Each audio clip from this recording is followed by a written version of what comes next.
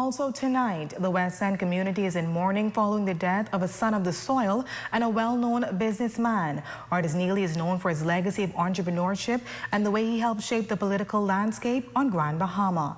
An outpour of love coming in following the death of this community giant. Our Shalia Rule has more on the life and legacy of Artis Neely. He was regarded as a man that worked steadily behind the scenes for the progress and development of West End. His wisdom, his steady hand, and his devotion to community, many say that Artis Neely will be missed. I grew up as a little boy in West End. There was more than 40 stores on the main road in West End. I'm talking about liquor stores, drugstore, grocery stores, any type of store you can name. They were like maybe 100 feet apart. And there was a tremendous amount of activity. A true son of the soil, Neely spent most of his life in West End watching the community through many phases, including the booming hotel era and even the many factories that were stationed in that area. Artis Neely was able to see the triumphs and trials in the community and became an integral part as a businessman. But even more so, he contributed through the political and progressive landscape of the West Grand Bahama community from a young age. This true West End native was also a part of shaping the way for Warren J. Lavarity in the political sector at just 18 years old, when he was chosen to assist in leading the campaign at a time when he was not even eligible to vote, and while his family supported the Bay Street Boys. In a candid interview back in 2023, he shared how he branched out to support the new movement that was set to become the Progressive Liberal Party. I couldn't vote, but I had the ability to run the campaign. The news of his death sending shockwaves throughout the country.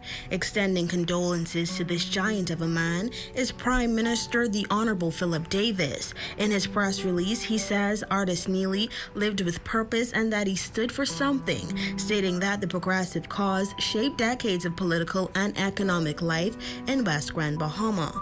Also adding that Neely was a guide and a friend during his early days in Grand Bahama, adding that he helped to shape his path both law and politically.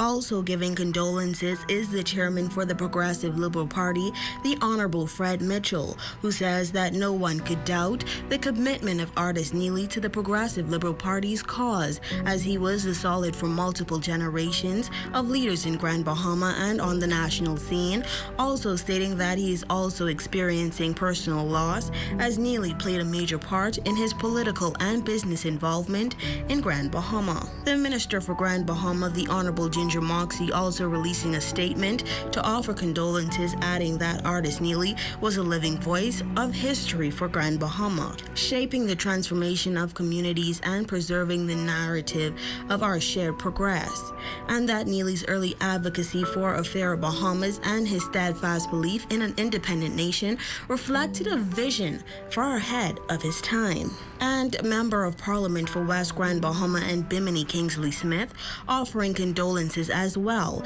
stating that Neely was more than just an avid businessman, but a cornerstone for the West End community. His unwavering dedication and love for West End was evident in all that he did. I pray every day that at some point the Lord could convince the masses of the people in our communities to remember Christ and to think about loving one another. Now, Artis Neely died in the early hours of Tuesday morning. Though departed, his voice, values, and visions will continue through generations. For the Bahamas Tonight, the Northern Edition, I'm Shalia Rule.